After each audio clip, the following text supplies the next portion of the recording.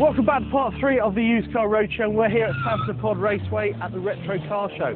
Now I'm going to show you a car that is a personal favourite of mine. In fact, it was raced by the great Ayrton Senna and he won races in it. This is it, the Mercedes-Benz 190 Cosworth.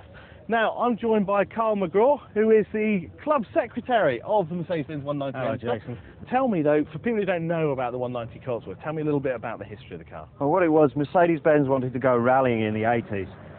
So they decided to build a 16-valve version of the engine and found that it was actually cheaper for them to allow Cosworth to do the development work. So Cosworth is normally associated with Ford really and F1 and absolutely actually got their hands on this one. They did indeed, they did indeed. Originally with a 2.3 engine, they designed, built and cast all the cylinder heads for the 2.3, and then later on, as of 89, the 2.5 was produced, which is a long stroke version of the 2.3 with some modifications.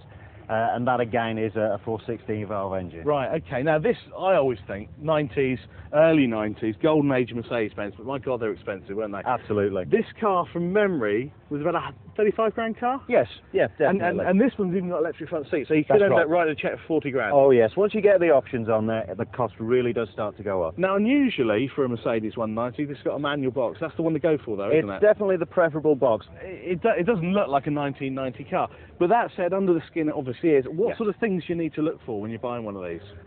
First things first is make sure that the engine runs without any blue smoke, because when they go wrong, it can be extremely expensive. Right. No annoying bumps, rattles, that kind of thing. Good oil pressure on startup.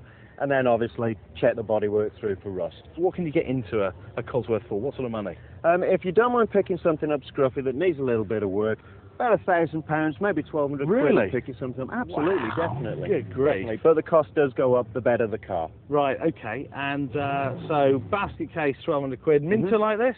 You're looking at about 5 grand. About 5 grand. At least 5 grand. Okay. Definitely. Well, if that appeals and you got 3, 4, 5 grand to spend, you can buy one. Of course, you can always buy a 2.6, 170 brake horsepower.